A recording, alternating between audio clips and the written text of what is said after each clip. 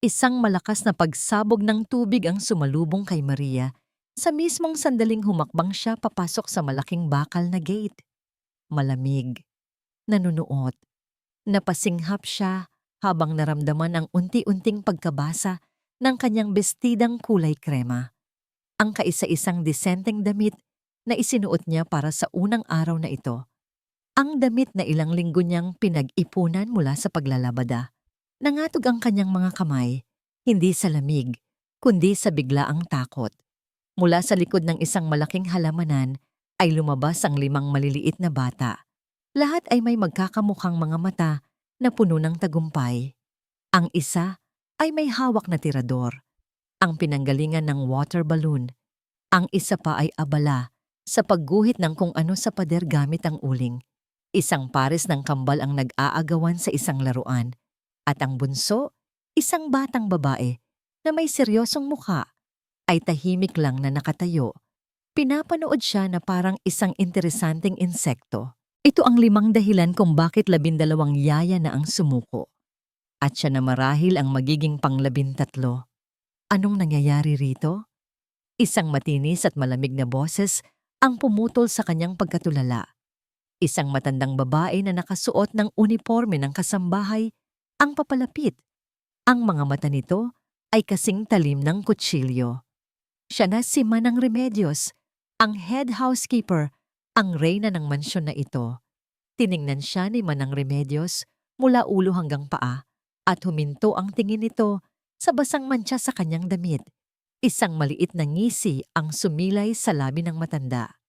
Ikaw siguro si Maria Santos. Mukhang nabinyagan ka na kaagad ng mga alaga mo. Walang bakas ng simpatsya sa boses nito. Oo po. Ako nga po. Halos pabulong na sagot ni Maria. Pilit na pinapakalma ang nanginginig niyang puso. Kailangan niya ang trabahong ito. Ang pamilya niya ay umaasa sa kanya. Ang tatay niya. Pinutol niya ang sariling pag-iisip. Hindi ito ang oras para doon. Sumunod ka sa akin. Utos ni Manang Remedios. Tumalikod ito at nagsimulang maglakad. Nang hindi man lang nililingon kung sumusunod ba si Maria. 12 na ang sinubukan naming yaya sa loob lang ng 6 na buwan. Lahat sila ay umalis na umiiyak. Ikaw ang pang-13. Good luck. Ang bawat salita ay parang isang pako na lalong nagbaon sa kanya sa lupa. Pagpasok nila sa loob ng mansyon, mas lalong lumala ang kaguluhan. Isang hamster ang tumatakbo sa ibabaw ng hapagkainan. Ang kambal ay nagsimula ng magsabunutan. Ang batang may uling ay dinudumihan na ngayon ang isang mamahaling sofa. At ang batang babae na tahimik kanina, nakatayo lang siya sa gitna ng lahat, isang manonood sa sarili niyang sirko. Naramdaman ni Maria ang pag-init ng kanyang mga mata. Gusto niyang tumakbo, gusto niyang umuwi. Ngunit ang imahe ng kanyang ina na pagod na nagbibilang ng mga barya ang pumigil sa kanya. Huminga siya ng malalim. Tinalikuran niya ang lahat ng kaguluhan at ibinaling ang kanyang buong atensyon sa batang babae na tahimik. May kung anong nagsasabi sa kanya na ito ang susi. Dahan-dahan siyang lumuhod para maging kapantay nito. Hindi siya nagsalita. Tinitigan lang niya ang mga mata ng bata. Pagkatapos ng ilang sandali, nagsimula siyang magsalita sa isang mahinang boses na parang nagkukwento. Alam mo ba, may isang kaharian na may 5 magigiting na mandirigma. Sila ang tagapagbantay ng isang malaking kastilyo. Biglang huminto ang pag-aaway ng kambal. Ang batang may uling ay napatingin sa kanya. Kahit ang batang humahabol sa hamster ay natigilan. Pero ang mga mata ni Maria ay nakatuon pa rin sa tahimik na batang babae. Ang mga mandirigmang ito ay napakatapang. Pagpapatuloy niya, kaya walang sino man ang makapasok sa kanilang kastilyo. Ngunit isang araw, dumating ang isang pagsubok. Isang pagsubok na susukat sa kanilang pagkakaisa. Nakita niya ang bahagyang pagkurap sa mga mata ng batang babae. Isang maliit na kislap ng interes. Ito na ang kanyang pagkakataon. Nagpatuloy siya sa pagkukwento. Hinuhuli ang atensyon ng bawat isa sa kanila Binabago ang kaguluhan sa isang sandali ng katahimikan. Sa kauna-unahang pagkakataon, mula nang tumapak siya sa lugar na yon, nakaramdam siya ng isang maliit na sinag ng pag-asa. Hindi niya namalayan na mula sa itaas ng hagdanan, isang anino ang matagal nang nanonood sa lahat. Isang lalaking may madilim na mga mata na nakikita ang lahat mula sa screen ng kanyang cellphone na konektado sa mga security camera. At nang tuluyan ng matahimik ang buong sala, abala na ang mga bata sa pakikinig sa kanyang kwento. Bumaba ang lalaki mula sa hagdanan. Ang bawat hakbang niya ay mabigat at may awtoridad. Tumayo si Maria nang makita siya. Ito siguro si Mr. Rosales, ang milyonaryo, ang ama ng 5 maliliit na demonyo. Tumigil ito sa kanyang harapan. Ang mga mata nito ay malamig at hindi mabasa. Tinitingnan siya na para bang isa siyang palaisipan na kailangan niyang lutasin. At sa isang boses na kasing lamig ng unang patak ng ulan, nagtanong ito, "Sino ka? At anong ginawa mo sa mga anak ko?" Mula sa katahimikan ng kanyang opisina, pinanood ni Benjamin Rosales ang lahat sa pamamagitan ng mga monitor ng security camera. Ito ang kanyang santuwaryo, ang lugar kung saan ang kaguluhan ng kanyang buhay ay nagiging mga silent film na lang sa screen. Nakita niya ang pagdating ng bagong yaya. Nakita niya ang pagsalubong sa kanya ng water balloon. Napabuntong hininga na lang siya at kumuha ng isang baso ng alak. Pang-ilan na ba ito? Pang-13. Malamang ay hindi na ito aabuti ng hapon. Ngunit may kakaibang nangyari. Hindi sumigaw ang babae. Hindi ito tumakbo papalabas. Sa halip sa gitna ng mga anak niyang tila maliliit na halimaw, lumuhod ito at nagsimulang magkwento. At isa-isa, ang kanyang mga anak ay natahimik. Isang himala, isang imposible at hindi maipaliwanag na himala. Iyon ang nagtulak sa kanya na bumaba. Kailangan niyang makita ng personal ang babaeng ito na sa loob lamang ng ilang minuto ay nagawa ang hindi nagawa ng iba. Sa loob ng 6 na buwan, ang patahimikin ang kanyang 5 anak. "Sino ka? At anong ginawa mo sa mga anak ko?" Tanong niya, at nakita niya ang bahagyang panginginig sa mga balikat nito. Maria Santos po, sir. Ako po ang bagong yaya." Sagot nito. Ang boses ay mahina, ngunit hindi takot. Tinitigan niya ito. Simple lang ang itsura nito. Malayo sa mga professional na nani na may magagandang resume na sinubukan nila noon. Ngunit mayroong isang bagay sa mga mata nito, isang halo ng determinasyon at pagod na pamilyar sa kanya. Bago pa man siya makapagsalita muli, pumasok na si Manang Remedios sa eksena. "Sir Benjamin, pasensya na po sa ingay. Itong si Maria ay..." "Hayaan mo siya, Manang." Putol niya sa sasabihin nito na ikinagulat ng matanda. "Sa tingin ko, ayos lang ang ginagawa niya." Iniwan niya silang dalawa doon. Ang kanyang isip ay gulong-gulo. Bumalik siya sa kanyang opisina at umupo sa kanyang silyang gawa sa mamahaling katad. Kinuha niya ang isang picture frame sa kanyang mesa. Ang larawan ni Isabela, ang kanyang yumaong asawa. Maganda, masayahin, puno ng buhay. Isang multo. "Patawarin mo ako, Bella." Bulong niya sa kawalan. Hindi ko alam kung paano ito gagawin ng mag-isa. Ang bawat tawa ng mga anak niya ay isang paalala ng tawa ni Isabela. At ang bawat iyak nila ay isang paalala ng kanyang pagkukulang bilang isang ama. Kaya pinili niyang magtago sa trabaho, sa likod ng mga numero at kontrata, umaasa na ang pera ay mapupunan ng kanyang kawalan. Isang malakas na iyak mula sa ibaba ang pumukaw sa kanya. Mabilis niyang tiningnan ang monitor. Si Leo, isa sa kambal, ay nadapa at ngayon ay may gasgas sa tuhod. Normal na eksena. Ang kasunod nito ay isang oras na pag-iyak na magpapasakit sa ulo ng lahat. Ngunit hindi iyon ang nangyari. Nakita niya si Maria na mabilis na lumapit. Hindi ito nataranta. Dahan-dahan itong ginamot ang sugat, hinipan ito. At pagkatapos ay nagsimulang kumanta ng isang lumang awitin, Isang Oyayi.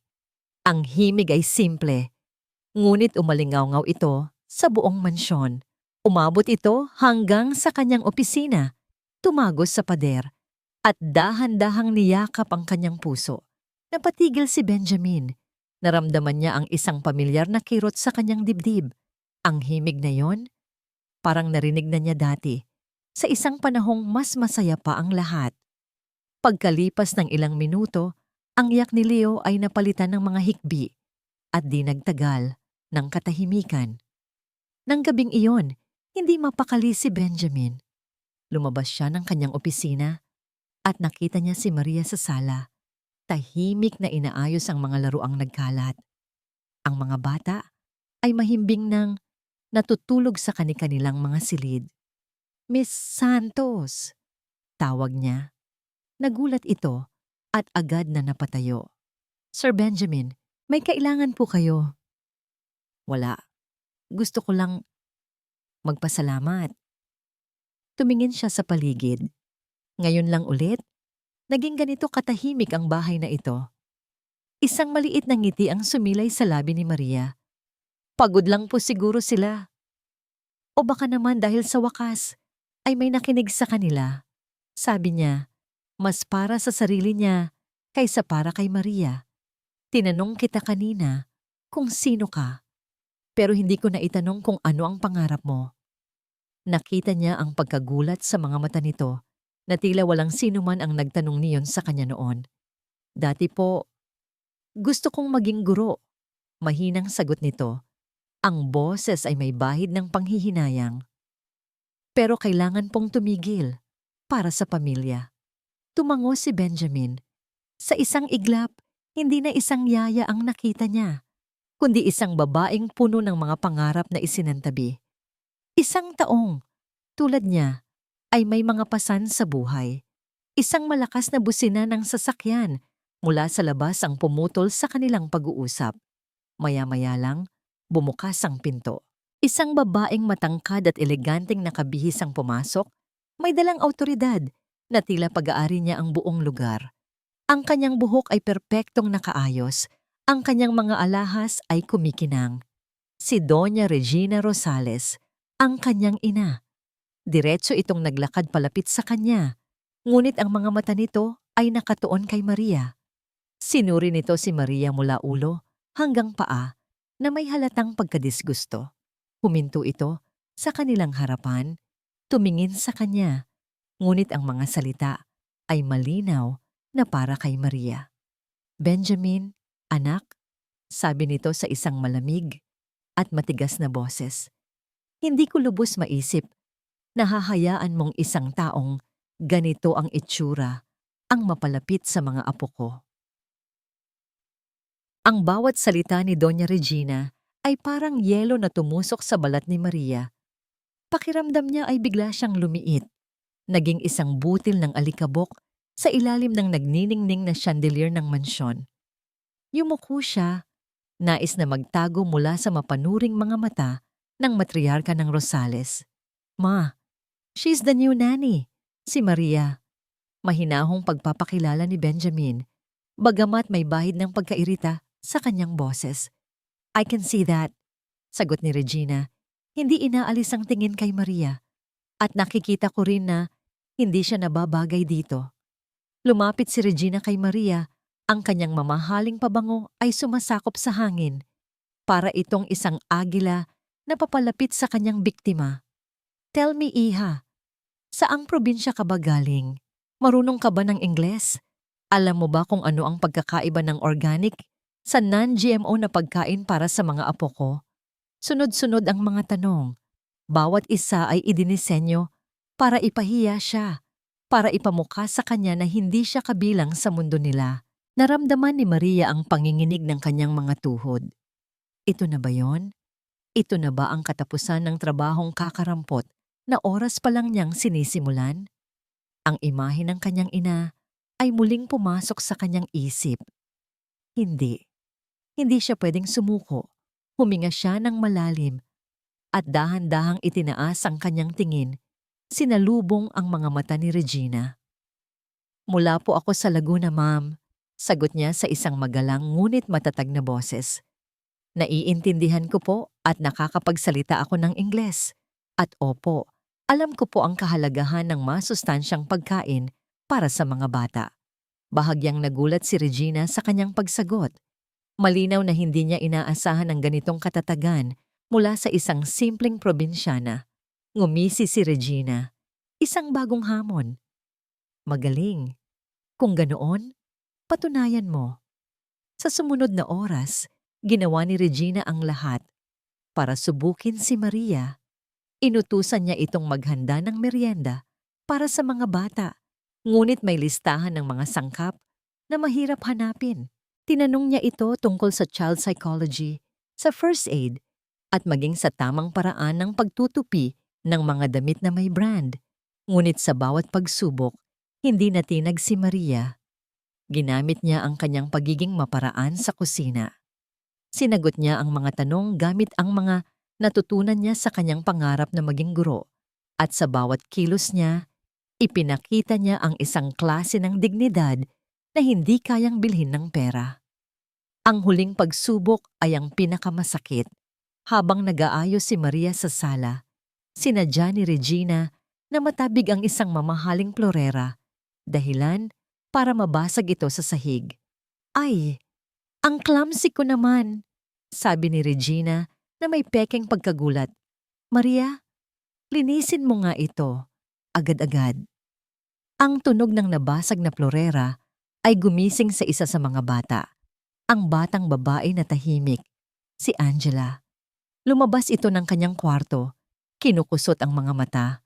Nang makita ang mga bubog, aksidente niyang natapakan ng isang maliit na piraso, dahilan para mapaiyak siya sa sakit. "Ano ba naman yan?" sigaw ni Regina, hindi kay Angela, kundi kay Maria. "Tingnan mo ang ginawa mo. Kasalanan mo ito. Kung naging mabilis ka lang sana." Doon, sa harap ng isang batang umiiyak at sa ilalim ng mga akusasyon ng isang babaeng walang puso, mayroong bumigay sa loob ni Maria. Hindi ang kanyang pasensya, kundi ang kanyang takot. Mabilis niyang nilapitan si Angela. Binuhat ito palayo sa mga bubog at tiningnan ang maliit na sugat sa paa nito. "Shh! Tahan na. Malinis na natin yan," mahinahong sabi ni Maria kay Angela. Hinahaplos ang buhok ng bata. Binaliwala niya ang matalim na tingin ni Regina. Sa sandaling iyon, isa lang ang mahalaga, ang batang nasasaktan sa kanyang harapan. "Huwag mong hawakan ang apo ko," utos ni Regina, papalapit sa kanila. "Isa kang pabaya. Dapat kang paalisin. Hindi po ako pabaya." Ang boses ni Maria ay mahina, ngunit pumutol ito sa galit ni Regina na parang isang kutsilyo. Dahan-dahan siyang tumayo. Inilagay si Angela sa kanyang likuran na parang isang inang oso na prinoprotektahan ng kanyang anak. At hindi po kasalanan ng bata ang nangyari. Pagpapatuloy ni Maria, ang kanyang mga mata ay diretsong nakatingin kay Regina. "Isang aksidente po iyon." Natigilan si Regina. Walang sino man, kahit ang sarili niyang anak, ang nangahas na sumagot sa kanya ng ganoon sa loob ng sarili niyang teritoryo. "At sino ka para sabihin sa akin kung ano ang nangyari sa pamamahay na ito?" Nanggigigil na tanong ni Regina. "Isa ka lang hamak na katulong. Huwag mong kalimutan ang iyong lugar." Isang malalim na hininga. Inipon ni Maria ang lahat ng kanyang lakas. "Ma'am," sabi niya, ang boses ay nanginginig ngunit buo. "Ang lugar ko po ay ang pangalagaan ang mga batang ito. At kasama po doon ang protektahan sila, kahit kanino pa man." Ang huling mga salita ay tumama kay Regina na parang isang sampal. Ang buong sala ay nabalot ng isang nakakabinging katahimikan. Ang tanging maririnig lang ay ang mahinang paghikbi ni Angela. Si Maria ay handa na. Handa na siyang mapatalsik. Ngunit habang tinitingnan niya ang 5 maliliit na bata na ngayon ay isa-isang lumalabas mula sa kanilang mga silid na naakit ng komosyon, alam niyang ginawa niya ang tama. Nakita niya sa kanilang mga mata ang isang bagong uri ng pagtingin, hindi na pagdududa, kundi respeto, paghanga. Sa wakas, isang boses ang bumasag sa katahimikan. Ma, tama na. Si Benjamin. Nakatayo siya sa paanan ng hagdanan, nasaksihan ng lahat. Ang kanyang mukha ay isang maskara ng hindi mabasa na emosyon, ngunit ang kanyang mga mata ay nakatuon sa ina. Lumakad siya papunta sa gitna ng sala. Inilagay ang kanyang sarili sa pagitan ni Regina at Maria. Sobra na, sabi niya sa isang mahinahon ngunit pinal na tono. Tumingin si Regina sa kanyang anak, hindi makapaniwala. Benjamin, pinagtatanggol mo ang babaeng ito laban sa sarili mong ina. Tumingin si Benjamin kay Maria na ngayon ay buong tapang na nakatingin pabalik. Pagkatapos ay tumingin siya sa kanyang mga anak na lahat ay nakakumpol sa likuran ng kanilang bagong yaya na para bang isa itong kalasag. At sa wakas, muli niyang hinarap ang kanyang ina. Ma, sabi niya, at ang bawat salita ay may bigat na tila isang dekada. Hindi lang siya katulong. Siya ang kaisa-isang tao dito na tunay na nagmamalasakit sa mga anak ko. Umalis si Regina Rosales na nag-iwan ng isang bagyong hindi nakikita. Ang hangin sa loob ng mansyon ay mabigat, puno ng mga salitang hindi nasabi. Ngunit sa paglipas ng mga araw, isang bagay na kakaiba ang nagsimulang mangyari. Ang bigat ay unti-unting napalitan ng gaan. Nagsimula itong mapansin ni Benjamin mula sa kanyang opisina. Dati, ang maririnig lang niya mula sa ibaba ay sigawan, iyakan, at ang tunog ng mga nababasag na bagay. Ngayon meron ng tawa ng hindi malakas, hindi magulo. Isang mahinang tunog na parang musika na gumagapang paakyat sa hagdanan at pumapasok sa ilalim ng pinto ng kanyang santuwaryo. Isang hapon, habang siya ay papunta sa kanyang sasakyan para sa isang meeting, natigilan siya sa may hardin. Nakita niya ang kanyang 5 anak na nakaupo sa isang bilog sa damuhan. At sa gitna nila ay si Maria, may hawak na libro, nagbabasa ng isang kwento na may iba't ibang boses para sa bawat karakter. Nakita niya ang kanyang kambal, sina Leo at Leon, na hindi nag-aaway. Nakita niya si Marco na walang hawak na uling. Nakita niya ang bunso, si Angela, na may isang maliit na ngiti sa kanyang mga labi. Isang nangiti. Hindi niya matandaan kung kailan niya huling nakita ang nangiting yon. Daddy? Tawag ni Leoy nang makita siya. Halika, sali ka. Hinahanap namin ang nawawalang korona ng hari ng mga duwende. Bago pa siya makatanggi, ang mga mata ni Maria ay nagtama sa kanya. Mayroon sa mga matang yon na nag-aanyaya. Isang tingin na nagsasabing, okay lang, pwede kang sumali. At sa isang desisyon na hindi niya maintindihan, imbes na tumuloy sa kotse, lumakad siya palapit sa damuhan. Umupo siya, medyo alanganin, sa tabi ng kanyang mga anak. Sa loob ng isang oras, kinalimutan niya ang stock market, ang mga kontrata, at ang bigat sa kanyang dibdib. Naging parte siya ng paghahanap sa isang katang-isip na korona. At nang sa wakas ay natagpuan nila ito sa ilalim ng isang paso, tumawa ang mga bata. At si Benjamin, sa kauna-unahang pagkakataon, sa loob ng maraming taon, ay ngumiti. Isang tunay, walang pilit, at masayang ngiti. Ang mga gabing sumunod ay naging isang bagong ritual. Pagkatapos matulog ng mga bata, madalas niyang makikita si Maria sa sala. Nag-aayos ng mga gamit o tahimik na nagbabasa ng isang libro. Isang gabi, naabutan niya itong nakatulog sa sofa, ang ulo ay nakasandal sa braso nito, at ang isang libro ay nakapatong sa kanyang kandungan. Mukha siyang pagod, ngunit payapa. Sa liwanag ng munting ilawan, nakita niya ang haba ng mga pilik mata nito, ang kahinahunan ng kanyang paghinga. Naramdaman niya ang isang kakaibang pagtibok sa kanyang puso. Isang damdamin ng pagprotekta. Kumuha siya ng isang kumot mula sa isang kabinet at maingat na ikinumot ito sa kanya. Habang ginagawa niya ito, isang hibla ng buhok ang nahulog sa mukha ni Maria. Itinaas niya ang kanyang kamay, nag-aalangan, at dahan-dahang inalis ang buhok mula sa pisngi nito. Ang kanyang mga daliri ay bahagyang dumampi sa balat nito. Malambot, mainit. Mabilis niyang binawi ang kanyang kamay na para bang napaso. Ano itong ginagawa niya? Ang pagbabagong ito ay hindi lang siya ang nakapansin. Kinabukasan, isang malakas na iyak ang gumising sa buong bahay. Si Angela, ang bunso, ay hindi mahanap ang kanyang paboritong teddy bear, si Coco. Nagkagulo ang lahat. Nasaan mo ba kasi nilagay? Tanong ni Manang Remedios. Ang boses ay may halong inis. Baka naman naitapon mo kung saan-saan. Hindi po. Katabi ko lang po siya kagabi. Iyak ng bata. Baka naman noong naglinis si Maria ay naisama niya sa mga labahin. Suhestiyon ni Manang Remedios. Ang mga mata ay may kahulugang nakatingin kay Maria. Bago kasi siya, hindi pa masyadong sanay sa mga gamit dito. Naramdaman ni Maria ang pag-atake sa mga salitang iyon.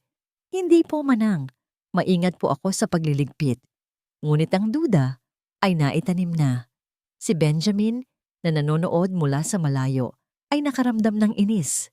Alam niyang imposibleng maging pabaya si Maria sa ganoong bagay. Tahimik siyang naghahanap. At sa isang silid na bihirang gamitin, sa ilalim ng isang unan sa sofa, nakita niya si Coco, isang lugar na imposibleng mapuntahan ng manika ng mag-isa. Kinuha niya ito at walang imik na ibinigay kay Angela. Tumingin siya ng diretso kay Manang Remedios. Walang salitang namutawi, ngunit sa kanilang mga mata, nagkaroon ng isang digmaan. Alam ni Benjamin na sinadya iyon at alam ni Manang Remedios na alam niya. Nang gabing iyon, habang nag-iisa si Benjamin sa kanyang opisina, pumasok si Manang Remedios, may dalang isang tasa ng kape. Sir Benjamin, sabi nito sa isang mahinang boses, mag-ingat po kayo. Tumingin si Benjamin mula sa mga papeles na hawak niya. Saan, Manang? Sa yaya, sir. Napapansin ko lang po, nag-iiba na ang mga ngiti ninyo simula nang dumating siya. May pag-aalala sa boses nito, ngunit meron ding isang pahiwatig ng babala. Hindi sumagot si Benjamin. Nagpatuloy ang matanda. Ang boses ay mas lalong bumaba na parang isang bulong. Huwag niyo po sanang masamain.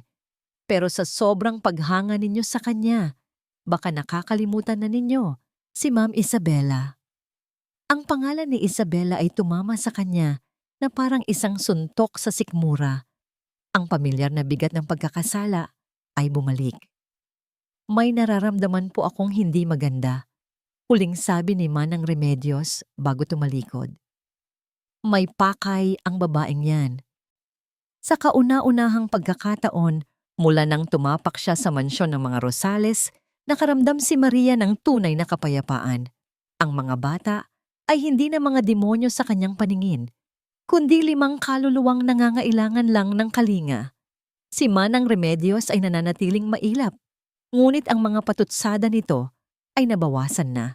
At si Sir Benjamin, may kung anong nag-iba sa paraan ng pagtingin nito sa kanya. Ang dating malamig na mga mata ay mayroon ng bahid ng init ng paghanga.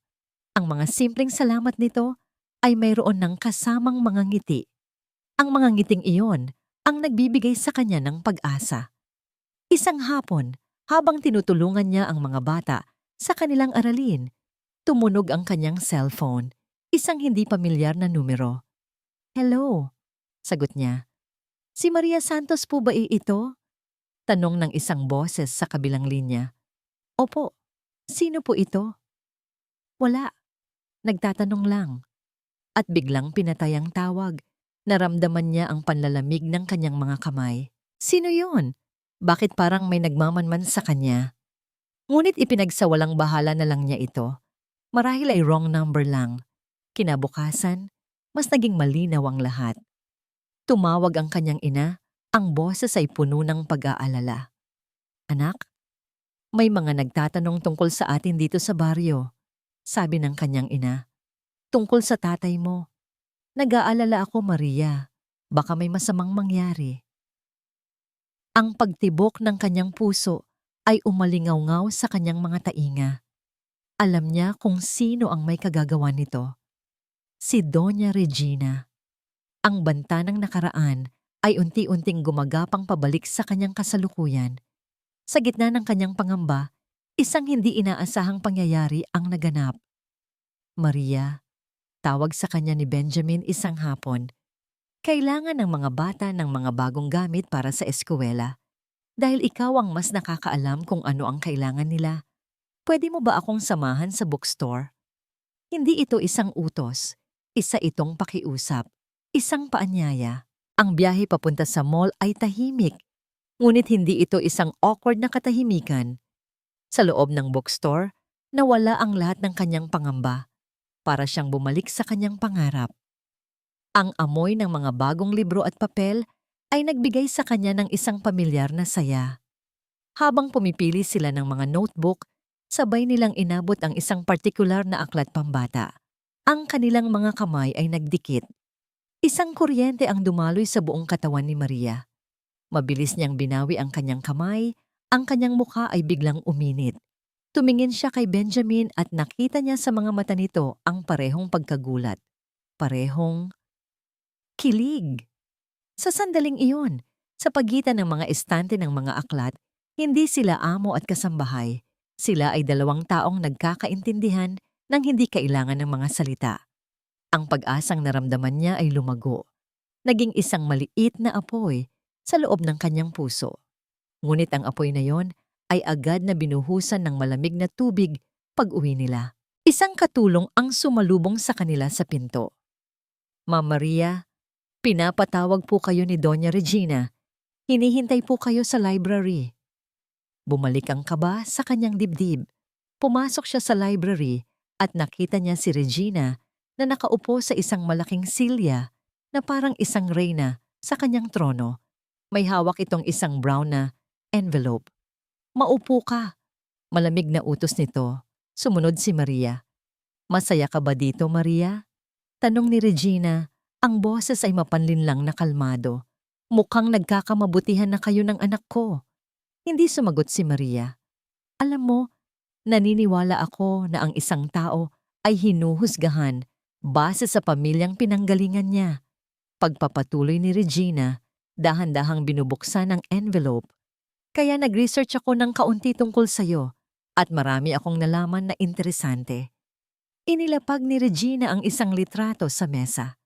Isang mugshot. Ang kanyang ama. Napasinghap si Maria. Ang hangin ay tila naubos sa kanyang mga baga. Isang kagalang-galang na pamilya nga naman, sabi ni Regina na may halong panguuyam. Ang kanyang mga mata ay naging parang mga patalim. Lalo na ang iyong ama. Isang Ricardo Santos. Isang magnanakaw. Bago pa man makasagot si Maria, bumukas ang pinto ng library. Pumasok si Benjamin. May dalang ngiti sa kanyang labi. Marahil ay may sasabihing maganda tungkol sa kanilang pamamasyal. Ngunit ang nangiti niya ay agad na naglaho nang makita ang tensyon sa silid. Nakita niya ang namumutlang mukha ni Maria, ang luhang nagbabadyang tumulos sa mga mata nito, at ang mapanuksong na ngiti sa mukha ng kanyang ina. Anong nangyayari dito? Tanong ni Benjamin. Ang kanyang boses ay biglang naging seryoso. Ang tingin ay nagpapalipat-lipat sa dalawang babae. Nakita ni Benjamin ang takot sa mga mata ni Maria at ang tagumpay sa mga mata ng kanyang ina. Isang pamilyar na eksena. Isang laban kung saan palaging may natatalo. Ma, ano na naman ito? Tanong niya. Ang boses ay may diin. Lumapit siya at kinuha ang litrato mula sa mesa. Nakita niya ang mukha ng isang lalaking hindi pamilyar. Ngunit ang sakit na idinulot nito sa mukha ni Maria ay malinaw na malinaw. Nagkakamustahan lang kami ng bago mong paborito, sagot ni Regina. Puno ng sarkasmo. Tinatanto ko lang kung gaano kadalisay ang kanyang mga intensyon. Wala kang karapatan, malakas na sabi ni Benjamin. Isang bagay na bihira niyang gawin sa kanyang ina. Ibinagsak niya ang litrato pabalik sa mesa. Hindi mo kailangang gawin ito. Kailangan, Benjamin. Kailangan kong protektahan ang pamilyang ito mula sa mga oportunistang tulad niya. Hindi siya oportunista, sigaw ni Benjamin. Ang kanyang galit ay sumabog. Siya lang ang nagdala ng liwanag sa bahay na ito mula nang natigilan siya. Hindi kayang tapusin ang pangungusap. Mula nang mamatay si Isabela, naramdaman ni Maria na parang nalulunod siya sa pagitan ng dalawang nag-uumpugang bato. Tumayo siya, nanginginig. Pib, pasensya na po. Akyat na po ako. At mabilis siyang tumakbo palabas ng library. Ang mga luha ay nagsisimula ng bumagsak. Sinundan siya ni Benjamin. Naabutan niya ito sa may malaking bintana sa pasilyo. Sa labas, ang kalangitan ay biglang dumilim. Nagsimulang pumatak ang ulan. Mahina sa simula. Pagkatapos ay lumakas. Hinahampas ang salamin ng bintana na parang mga kamao.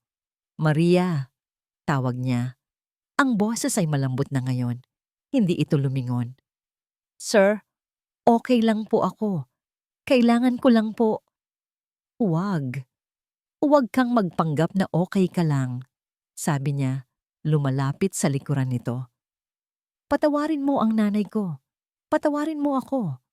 Umiling si Maria. Ang likod niya ay nakaharap pa rin sa kanya. Wala po kayong kasalanan. Mayroon, aminado niya. Dahil hinayaan kong mangyari ito. Isang malakas na kulog ang yumanig sa buong mansyon. Ang ulan sa labas ay naging isang unos. Alam mo ba? Bulong ni Benjamin. Ang boses ay halos lamunin ng tunog ng ulan. Ganito rin kalakas ang ulan noong gabing iyon. Sa wakas, lumingon si Maria. Nakita niya ang sakit sa mga mata ni Benjamin. Isang sakit na mas malalim pa sa sarili niyang sakit. Ang gabi, kung kailan nawala si Isabela, pagpapatuloy niya, ang bawat salita ay isang pakikibaka. Nag-away kami. Isang malaking away dahil sa isang maliit na bagay. Umalis siya ng bahay galit na galit. Sinubukan ko siyang pigilan, pero hindi siya nakinig. At pagkatapos ay tumawag na ang pulis. Isang butil ng luha ang pumatak mula sa mata ni Benjamin. Kasalanan ko. Kung hindi lang dahil sa akin, buhay pa sana siya. Kung naging mas mabuti lang sana akong asawa. Sa sandaling iyon, nawala ang lahat ng harang sa pagitan nila. Hindi na siya ang milyonaryong amo at hindi na rin siya ang hamak na yaya. Sila ay 2 taong wasak, 2 taong nagdadala ng bigat ng nakaraan. Inabot ni Maria ang kamay ni Benjamin. Hindi mo kasalanan, sabi niya. Ang kanyang boses ay puno ng isang klase ng pag-unawa na matagal na niyang hinahanap. Minsan, may mga bagay lang talagang nangyayari na hindi natin kontrolado. Tumingin si Benjamin sa kanilang mga kamay na magkahawak. Pagkatapos ay sa mga mata ni Maria na puno ng sinseridad at pagmamalasakit. Ang ulan, ang kulog, ang mga multo ng nakaraan, lahat ay tila naglaho. Ang tanging nakikita niya ay ang babaeng nasa harapan niya, ang kanyang angkla sa gitna ng unos. Dahan-dahan, itinaas niya ang kanyang kamay at hinaplos ang pisngi nito. At sa isang kilos na idinigta ng kanyang puso at hindi ng kanyang isip, inilapit niya ang kanyang muka at hinalikan ito. Ang halik ay malambot sa simula, puno ng pag-aalinlangan. Ngunit habang tumutugon si Maria, ito ay lumalim. Naging isang halik na puno ng pasasalamat, ng kalungkutan, ng pangungulila, at ng isang bagong pag-asa. Nang sila ay maghiwalay, pareho silang hinihingal. Isang bagong katahimikan ang namagitan sa kanila, isang katahimikang puno ng mga posibilidad. Ngunit ang katahimikang yon ay biglang binasag. Benjamin. Ang boses ni Regina ay malamig at matigas. Nakatayo ito sa dulo ng pasilyo. Hawak ang isang makapal na folder. Ang kanyang mukha ay walang emosyon, ngunit ang kanyang mga mata ay nag-aapoy. Lumakad ito palapit at iniabot ang folder kay Benjamin. Bago ka tuluyang malunod sa kahibangan mo, Siguro ay dapat mo munang basahin ito. Nag-aalangan, kinuha ni Benjamin ang folder at binuksan ito. Ang nasa loob ay hindi lang isang litrato. Ito ay isang buong dosye. Mga ulat ng pulisya, mga kopya ng dokumento mula sa korte, at sa pinakaibabaw, ang opisyal na record ng pagkakakulong. Pangalan, Ricardo Santos, krimen, estafa, large-scale fraud. Sentensya, 12 taon sa bilibid. Itinaas niya ang kanyang tingin mula sa mga papel. Tumingin siya kay Maria, ang kanyang mga mata ay puno ng isang tanong na hindi niya masabi. Isang tanong na puno ng pagkalito, sakit, at pagdududa. Ang init ng halik ni Benjamin ay naroon pa rin sa kanyang mga labi.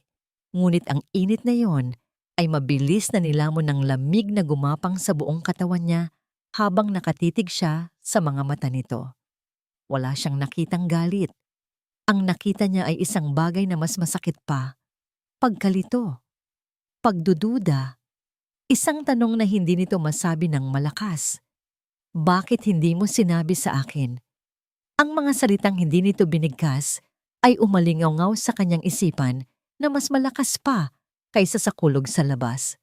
Benjamin, sinubukan niyang magsimula, ngunit hindi niya alam kung saan mag-uumpisa. Paano niya ipapaliwanag ang isang sugat na matagal na niyang itinatago? Bakit? Tanong nito sa wakas.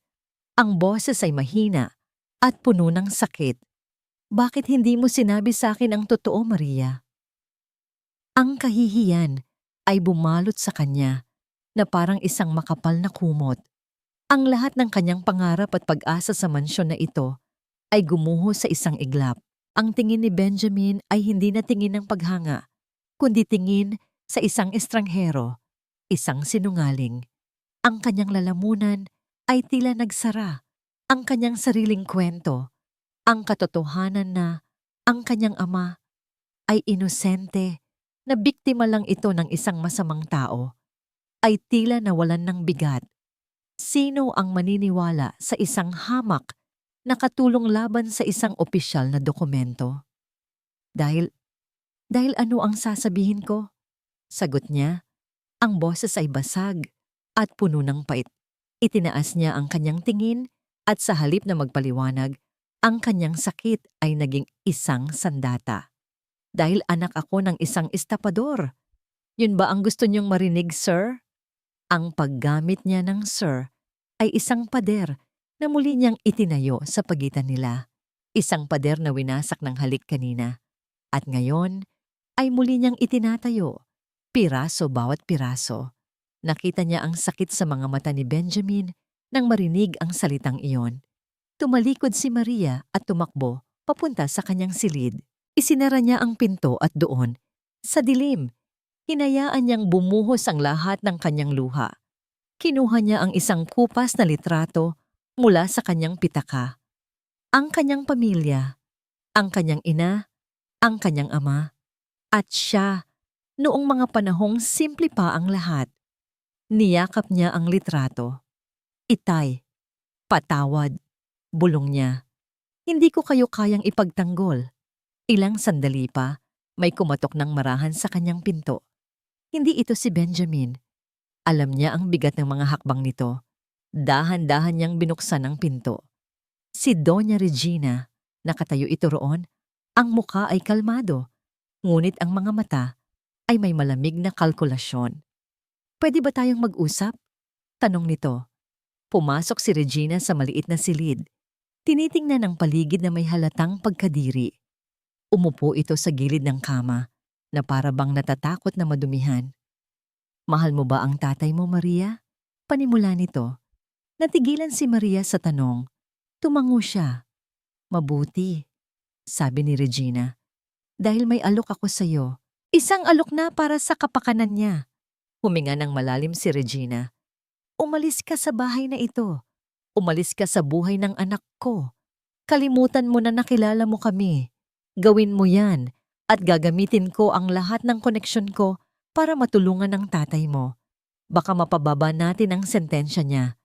Baka mabigyan pa siya ng parole.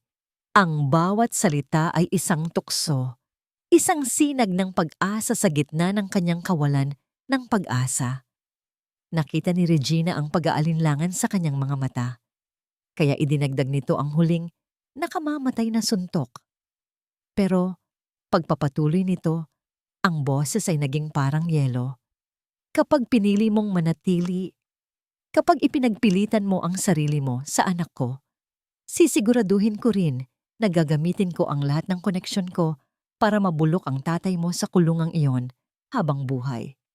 Walang pagpipilian si Maria. Ito ay isang bitag na perpektong idinisenyo para sa kanya. Ang kanyang kaligayahan laban sa kalayaan ng kanyang ama. Napayuko siya. Talunan. Opo, halos pabulong niyang sagot. Gagawin ko po. Sa sumunod na araw, si Maria ay naging isang multo. Malamig, malayo. Hindi niya pinapansin ang mga bata. Kapag kinakausap siya ni Benjamin, ang mga sagot niya ay maikli at formal. Opo, sir. Hindi po, sir. Nakikita niya ang sakit at pagkalito sa mga mata ni Benjamin sa tuwing ginagawa niya ito, at ang bawat pagkakataon ay parang isang punyal na tumatarak sa sarili niyang puso. Ngunit kailangan niya itong gawin. Sa pagtatapos ng araw, habang si Manang Remedios ay nag-aayos sa kusina, nilapitan siya ni Maria. Ang kanyang mukha ay blanko. Ang kanyang mga mata ay walang buhay. Manang Remedios, sabi niya sa isang boses na walang anumang emosyon. Pakihanda na po ang mga papeles ko para sa pag-alis. Tumingin ang matanda. Nagulat. Aalis na ako. Bukas ng umaga. Ang katahimikan sa pagitan nila ni Maria ay mas mabigat pa kaysa sa pinakamalakas na sigawan. Bawat "sir" na lumalabas sa bibig nito ay isang sampal na gumigising sa kanya sa katotohanang ang pader na minsan nang gumuho sa pagitan nila ay muling itinayo. Mas mataas, mas matibay. Nagsisisi si Benjamin. Nagsisisi siya sa pagdududa. Kahit isang saglit lang, dapat ay pinakinggan niya ito. Dapat ay binigyan niya ito ng pagkakataong magpaliwanag. Ngunit ang pagkabigla at ang multo ng kanyang sariling nakaraan ay nagbulag sa kanya. Kagabi, hindi siya nakatulog. Paulit-ulit na naglalaro sa kanyang isipan ang halik nila, isang sandali ng purong koneksyon na agad sinundan ng malamig na katotohanan ng mga dokumento. Alin ang totoo? Ang init sa kanyang mga labi o ang itim at puting mga salita sa papel? Determinado siyang ayusin ito. Kakausapin niya si Maria. Hihingi siya ng tawad. Pakikinggan niya ito kahit ano pa man ang sasabihin nito. Bumaba siya mula sa kanyang opisina. May bagong determinasyon sa kanyang puso. Ngunit ang nakita niya sa sala ay nagpatigil sa kanyang paghinga. Nakita niya si Maria na may hawak na isang maliit na bag. Ang mga gamit nito ay nakalagay na sa loob. At sa paligid niya, ang kanyang 5 anak ay umiiyak. "Nanny, please don't go." Humahagulgol si Angela, nakayakap sa mga binti ni Maria. "We promise to be good. Hindi na kami magiging makulit." "Nanny Maria, sino nang magbabasa sa amin ng stories?" Tanong ni Leo. Ang kanyang karaniwang katapangan ay napalitan ng mga luhang namumuo sa kanyang mga mata. Si Maria ay nakatayo sa gitna nila, ngunit parang wala siya roon. Ang kanyang mukha ay parang isang maskara, walang emosyon. Ngunit nakita ni Benjamin ang bahagyang panginginig ng mga kamay nito, ang paraan ng pagkagat nito sa kanyang labi para pigilan ang sariling pag-iyak. Maging si Manang Remedios na nakatayo sa gilid ay may kakaibang lungkot sa kanyang mga mata habang pinapanood ang eksena. "Maria, anong ibig sabihin nito?" Tanong ni Benjamin. Ang kanyang boses ay naging isang pakiusap. Sa wakas ay tumingin ito sa kanya. Ang mga mata nito ay malamig at walang laman. "Aalis na po ako, sir." "Bakit?" Lumapit siya. "Dahil ba sa nangyari kagabi? Dahil ba sa nanay ko? Kakausapin ko siya." Aayusin natin to. Umiling si Maria. Hindi po dahil doon. Kung ganoon, sabihin mo sa akin ang totoong dahilan. Pakiusap niya, sinusubukang abutin ang kamay nito, ngunit umiwas ito. Isang malalim na hininga, at nang muling magsalita si Maria, ang boses nito ay matalim at puno ng isang bagay na hindi pa niya naririnig mula dito dati. Kabiguan. Ang totoong dahilan, Sir Benjamin, sabi nito, ang bawat salita ay idinisenyo para saktan siya. Ay dahil napagod na akong mag-alaga ng mga batang hindi ko kaano-ano. Napagod na akong manirahan sa bahay na hindi sa akin. Tumingin ito sa paligid ng marangyang sala. Pumunta ako dito para sa pera. Ngayon, aalis ako para maghanap ng mas malaki pang sahod. Ganoon lang kasimple. Ang bawat salita ay isang punyal. Hindi niya nakilala ang babaeng nasa harapan niya. Ito ba talaga ang Maria na nagturo sa kanyang mga anak na tumawa muli? Ang Maria na nagparamdam sa kanya ng pag-asa? Hindi. Hindi ako naniniwala sa'yo. Bulong niya. Ang puso niya ay unti-unting nadudurog. Hindi ko na po problema kung maniniwala kayo o hindi. Sagot nito. Dahan-dahan itong inalis ang pagkakayakap ni Angela sa kanyang binti. Paalam na. Tumalikod ito at nagsimulang maglakad papalabas. Ang bawat hakbang nito palayo ay isang hakbang na palayo rin sa kanyang puso. Sinubukan niyang habulin, ngunit ang kanyang mga paa ay tila nakapako sa sahig. Nang makarating si Maria sa pinto, saglit itong huminto. Nakita niya ang pagtaas-baba ng mga balikat nito na parang isang malalim na paghinga. Ngunit hindi ito lumingon. Binuksan nito ang pinto at lumabas. Ang tunog ng pagsara ng pinto ay umalingaw-ngaw sa buong mansyon, kasing lakas ng isang putok ng baril. Katahimikan. Pagkatapos, isang sabay-sabay na hagulgol mula sa kanyang mga anak. Ang tunog ng kanilang mga pusong nadurog. Hindi na napigilan ni Benjamin ang sarili. Sa sobrang galit, sakit, at pagkalito, sinuntok niya ang pader. Ang sakit sa kanyang mga kamao ay walang-wala kumpara sa sakit sa kanyang dibdib. Nang imulat niya ang kanyang mga mata, nakita niya ang isang bagay sa sahig malapit sa kung saan nakatayo si Maria kanina. Isang piraso ng papel, isang liham na marahil ay nahulog mula sa bag nito. Lumuhod ang isa sa kambal, si Leon, at pinulot ito. Nakita nito ang pangalan ng ama sa sobre. Daddy? Sabi ng bata. Ang boses ay nanginginig pa rin sa pag-iyak. Iniabot ang sulat. I think this is for you. Ngunit hindi para sa kanya ang sulat. Nakasulat sa sobre. Para sa aking pinakamamahal na anak, Maria. Tinitigan ni Benjamin ang sulat na nasa kanyang mga kamay. Galing ito sa ama ni Maria. Isang liham mula sa bilangguan. Ang isang bahagi niya ay gustong itapon ito, sunugin, at kalimutan ang lahat ng sakit na idinulot ng pag-alis ni Maria. Ngunit ang mas malakas na bahagi niya, ang bahaging hindi pa rin naniniwala sa mga masasakit na salitang binitawan nito, ay nagtulak sa kanya na buksan ito. Ang sulat ay nakasulat sa isang manipis na papel. Ang tinta ay medyo kumalat na. Marahil dahil sa mga luha, dahan-dahan niyang binasa ang bawat salita. Anak kong Maria, kamusta ka na? Sana ay nasa mabuti kang kalagayan. Huwag mo akong alalahanin dito. Matatag pa rin ang tatay. Araw-araw, ipinagdarasal ko na sana ay malaman na ng lahat ang katotohanan. Alam ng Diyos na wala akong kasalanan. Alam niya na biktima lang ako ng kasakiman ni Javier Delgado. Siya ang nagplano ng lahat. Siya ang nagdiin sa akin para pagtakpan ang sarili niyang pagnanakaw.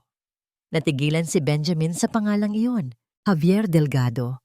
Ang pangalan ay umalingaw-ngaw sa kanyang isipan na parang isang kulog, si Javier Delgado. Ang pinakamalaking karibal ng Rosales Group of Companies, isang taong kilala sa industriya sa kanyang mga maruruming taktika, isang ahas na matagal na nilang sinusubukang talunin. Posible kaya? Nagpatuloy siya sa pagbabasa. Ang liham ay puno ng pagmamahal ng isang ama, mga paalala na huwag pababayaan ni Maria ang sarili at ang paulit-ulit na pagsasabing balang araw ay makakamit din nila ang hustisya. Walang anumang bahid ng kasamaan o pagsisisi sa krimen sa sulat. Ito ay sulat ng isang inosenteng tao. Biglang nagbago ang lahat.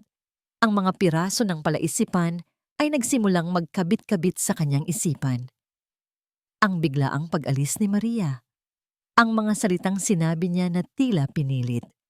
Ang pakikialam ng kanyang ina. Isang malamig na katotohanan ang bumalot sa kanya. Pinilit si Maria, tinakot siya, at ginamit ng kanyang ina ang sitwasyon para sa sarili nitong kapakanan. Kinuha niya ang kanyang cellphone at tinawagan ang kanyang pinagkakatiwalaang assistant. "Arthur," sabi niya, ang boses ay matigas at puno ng awtoridad. "May ipapagawa ako sa'yo. Urgent. Hanapin mo ang lahat ng impormasyon tungkol sa kaso ni Ricardo Santos. 12 taon na ang nakakaraan. At alamin mo ang lahat ng posibleng koneksyon niya kay Javier Delgado. Lahat. Walang ititira." Samantala, sa kabilang bahagi ng syudad, si Doña Regina ay nakatanggap din ng tawag mula sa kanyang pribadong investigador. "Ma'am, may nalaman po akong napakahalagang impormasyon," sabi ng lalaki sa kabilang linya. "Ang kaso po ni Ricardo Santos, mukhang may mga ebidensya po tayong pwedeng magamit laban kay Mr. Delgado. Mukhang si Santos po talaga ang ginamit niyang fall guy sa isang malaking corporate fraud noon." Natahimik si Regina. Ang impormasyong hinanap niya para sirain si Maria ay siya palang gintong susi na kailangan nila para pabagsakin ang kanilang pinakamalaking kalaban. Isang napakalaking kabalintunaan. Nasa kanya ang kapangyarihang linisin ang pangalan ng ama ng babaeng pinakakinasusuklaman niya, at sa paggawa noon ay ililigtas niya rin ang sarili nilang kumpanya. Ngunit ang pag-amin nito ay nangangahulugan din ng pag-amin sa kanyang pagkakamali. Pag-amin na mali ang kanyang paghusga. Pagkatapos ng ilang oras, nakuha na ni Benjamin ang kailangan niya. Nagmamadali siyang sumakay sa kanyang kotse. Ibinigay sa kanya ni Arthur ang address ng tinitirhan ngayon ni Maria, isang maliit at masikip na paupahan sa isang magulong bahagi ng lungsod. Natagpuan niya ang silid. Kumatok siya. Walang sumasagot. Kumatok siya ulit, mas malakas. "Sino yan?" Isang pagod na boses ang sumagot mula sa loob. Ang boses ni Maria. "Maria, ako to. Si Benjamin. Mag-usap tayo." Katahimikan. "Umalis na po kayo, sir." Sagot nito. Ang boses ay nasa kabilang panig lang ng manipis na pinto. "Hindi ako aalis hanggat hindi mo ako kinakausap." Pakiusap niya. Alam ko na ang lahat." Narinig niya ang isang mahinang hikbi mula sa loob. "Maria, please, buksan mo ang pinto." Dahan-dahan, narinig niya ang pagpihit ng seradura. Bumukas ng bahagya ang pinto. Ang nakita niya ay isang Maria na ibang-iba sa babaeng nag-aalaga sa kanyang mga anak. Ang mga mata nito ay namumugto. Ang kanyang mukha ay puno ng kalungkutan. Ngunit bago pa man siya makapagsalita, isang boses ang muling tumawag sa kanyang cellphone. Si Arthur. "Sir," sabi nito. Ang boses ay apurado. "May isa pa po kayong dapat malaman. May nakuha kaming record ng mga tawag at bank transfers. Mukhang alam na po ni Doña Regina ang tungkol dito bago pa man niya kausapin si Maria." Ang mga salita ni Arthur ay tumagos sa telepono at direktang tumama sa puso ni Benjamin. Hindi lang alam ng kanyang ina. Sinadya niya ito. Ginamit niya ang paghihirap ng isang inosenteng tao bilang isang sandata. Isang laro. Tiningnan niya si Maria na nakatayo sa bahagyang bukas na pinto. Ang mukha ay basang-basa sa luha. Ang lahat ng sakit, ang lahat ng kasinungalingan, Lahat ay malinaw na ngayon. Ibinaba niya ang kanyang telepono at walang alinlangan na pumasok sa maliit na silid. Hinawakan niya ang mga kamay ni Maria. Malamig ang mga ito. Nanginginig. Pinilit ka niya, sabi niya. Hindi isang tanong, kundi isang pahayag. Tinakot ka niya gamit ang tatay mo. Tumango si Maria, hindi na kayang magsalita. Doon, sa gitna ng masikip at madilim na silid, niyakap niya ito. Niyakap niya ito ng mahigpit, na para bang sa paggawa noon ay kaya niyang pagdugtungin ang lahat ng nabasag na piraso ng kanilang mga puso. Patawarin mo ako, bulong niya sa buhok nito. Patawarin mo ako sa hindi ko pagtitiwala sa'yo. Ibinigay niya kay Maria ang isang folder, ang sarili niyang kopya ng mga ebidensyang magpapatunay na inosente ang ama nito. Habang tinitingnan ni Maria ang mga dokumento, ang mga hikbi niya ay naging hagulgol. Isang tunog ng 12 taon ng pasakit at pananabik na sa wakas ay nabigyan ng pag-asa. Uuwi na tayo, sabi ni Benjamin. Ang boses ay puno ng determinasyon. At haharapin natin sila, magkasama. Ang pagbabalik nila sa mansyon ng Rosales ay parang pagpasok sa isang arena. Naghihintay si Doña Regina sa sala, nakaupo ng tuwid sa kanyang paboritong silya, kalmado na parang isang reyna na naghihintay sa isang digmaan na alam niyang ipanalo na. Sa tabi niya, sa isang sulok, ay nakatayo si Mananang Remedios. Ang mukha ay puno ng pagkakasala. Narinig niya ang lahat. Ang pag-uusap ni Regina sa kanyang mga abogado kanina. Ang buong katotohanan. Benjamin, anong ibig sabihin nito? Tanong ni Regina. Tumatayo. Ang tingin ay lumipat mula sa kanyang anak papunta kay Maria.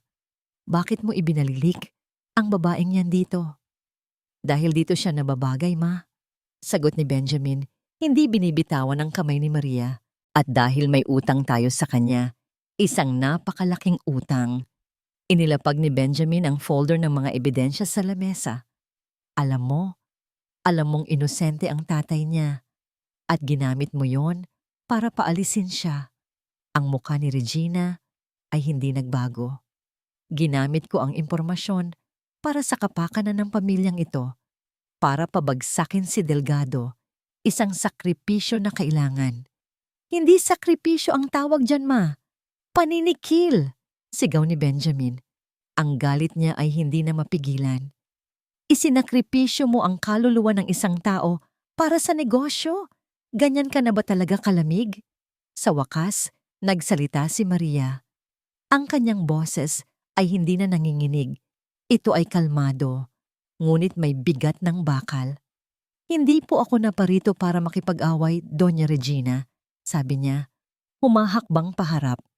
At hindi ko po kailangan ng kayamanan ng pamilya ninyo. Tumingin siya nang diretso sa mga mata ng matanda.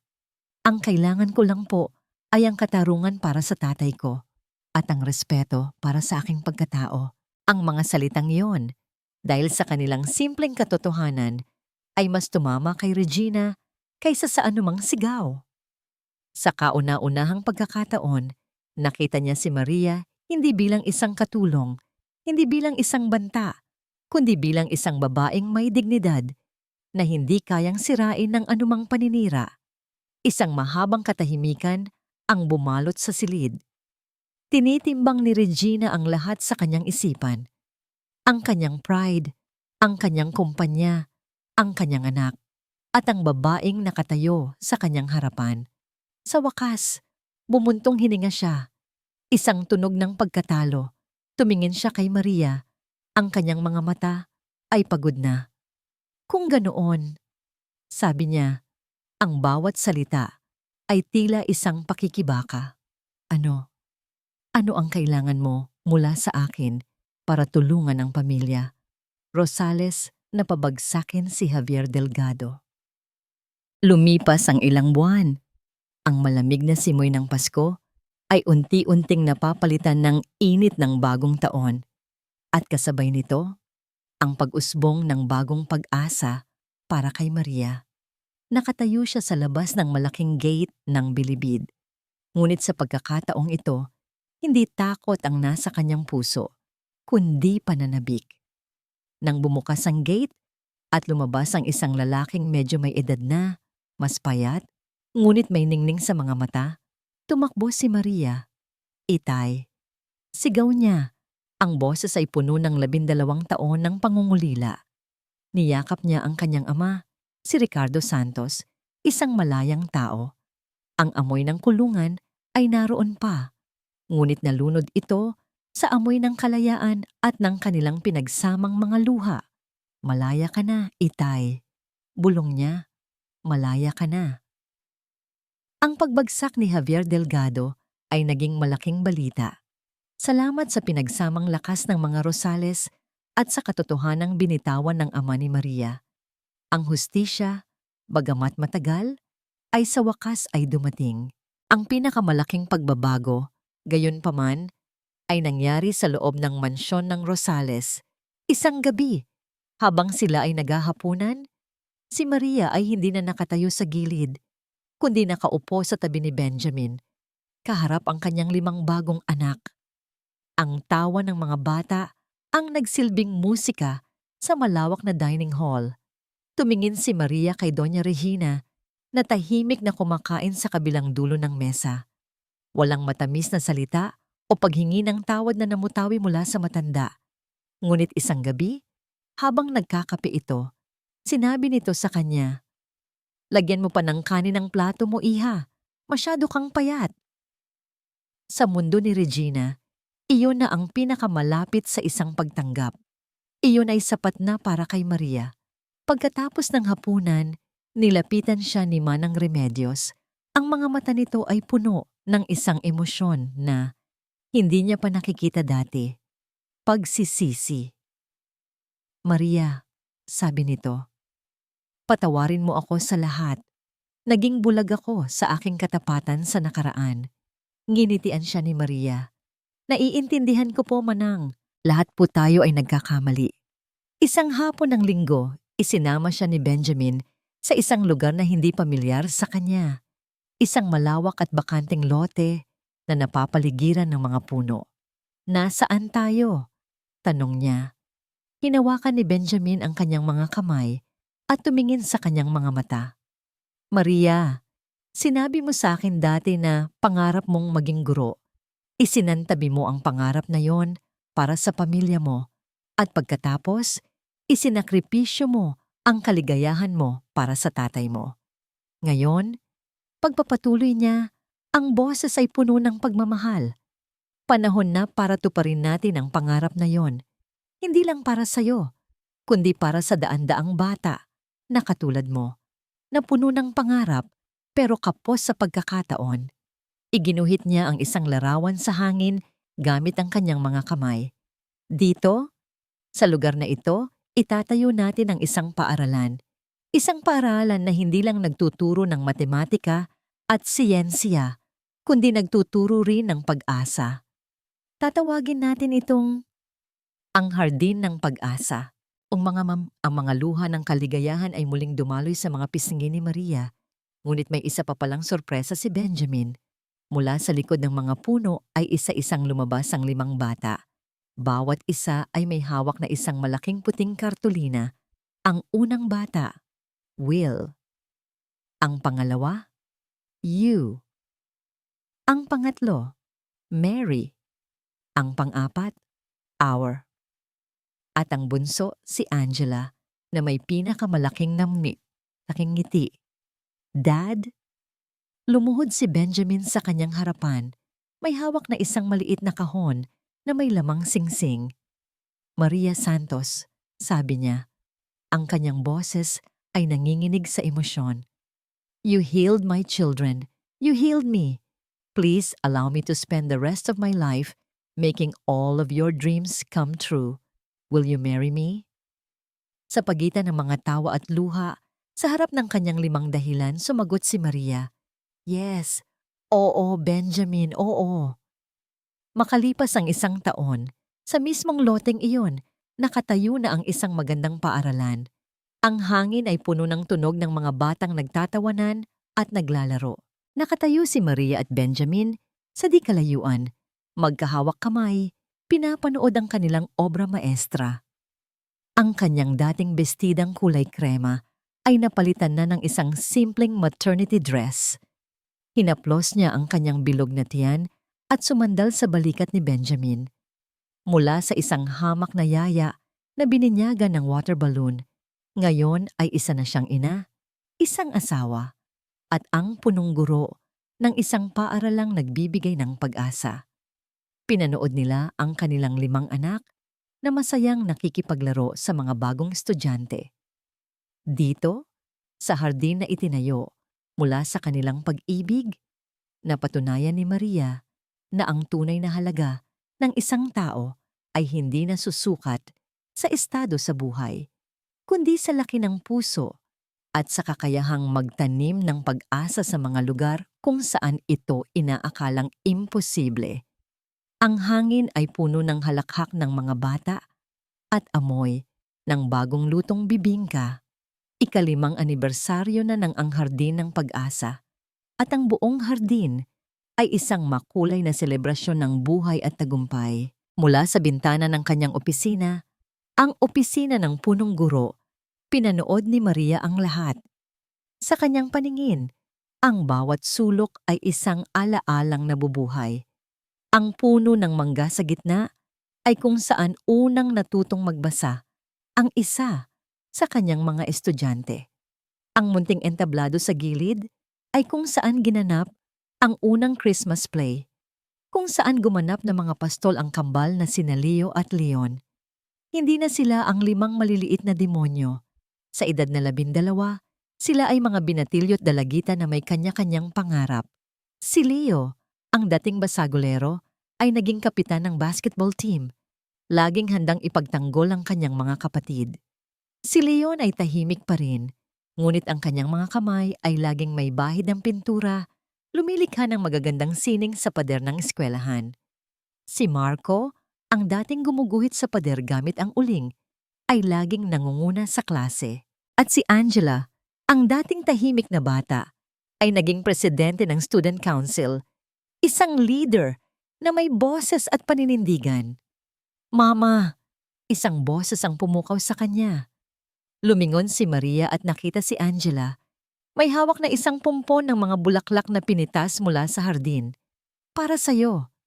Niyakap ni Maria ang dalagita. Ang salitang mama ay isang musika na hindi niya pagsasawa ang pakinggan. Salamat, anak. Maya-maya, naramdaman niya ang isang pares ng pamilyar na braso na yumakap mula sa kanyang likuran. Ang amoy ng pabango ni Benjamin. Pinapanood mo na naman sila. Bulong nito sa kanyang tainga. Hindi ako magsasawa, sagot ni Maria. Isinandal ang kanyang ulo sa dibdib nito. Sila ang ating obra maestra. Kasama ka. Pagtatama ni Benjamin. Ikaw ang pinakamaganda sa lahat ng obrang nakita ko. Ang kanilang tahimik na sandali ay pinutol ng isang maliit na sigaw. Habulin mo ko, Lola Meding. Isang 4 na taong gulang na batang lalaki ang tumatakbo sa damuhan. Ang kanyang mga kulot na buhok ay tumatalon sa bawat hakbang. Hinahabol siya ng isang masayang-masaya na si Manang Remedios, na ngayon ay mas mukhang isang mapagmahal na lola kaysa isang masungit na kasambahay. Ricardo, dahan-dahan lang apo. Sigaw ni Manang Remedios, hingal na hingal, ngunit natatawa. Ang anak mo, mana sa'yo. Makulit, sabi ni Benjamin habang pinapanood ang kanilang bunsong anak, si Ricardo, na ipinangalan sa ama ni Maria. Sa isang bench sa ilalim ng puno, nakaupo si Doña Regina. Ang kanyang dating matigas na muka ay malambot na ngayon. Sa kanyang kandungan ay isang libro, ngunit ang kanyang mga mata ay nasa kanyang mga apo. Nang mapagod si Little Ricardo sa pagtakbo, lumapit ito sa kanya. Walang salitang umupo ang bata sa tabi niya at ipinatong ni Regina ang kanyang kamay sa ulo nito. Isang kilos ng tahimik na pagmamahal. Tumingin si Benjamin kay Maria. Masaya ka ba? Tumingin si Maria sa kanyang pamilya. Ang 5 niyang bonus na anak, ang kanyang bunsong si Ricardo, ang kanyang asawang nagturo sa kanya kung paano mangarap muli, at maging ang biyenan at kasambahay na natutong magmahal. Tumingin siya sa pararalang itinayo mula sa kanilang mga pagsubok. Hinawakan niya ang kamay ni Benjamin at pinisili ito. Sobra pa sa masaya, sagot niya. Ang kanyang puso ay umaapaw sa pasasalamat. Dahil ang kwento natin, Benjamin, ang pag-iibigan natin, ito ang tunay na hardin ng pag-asa.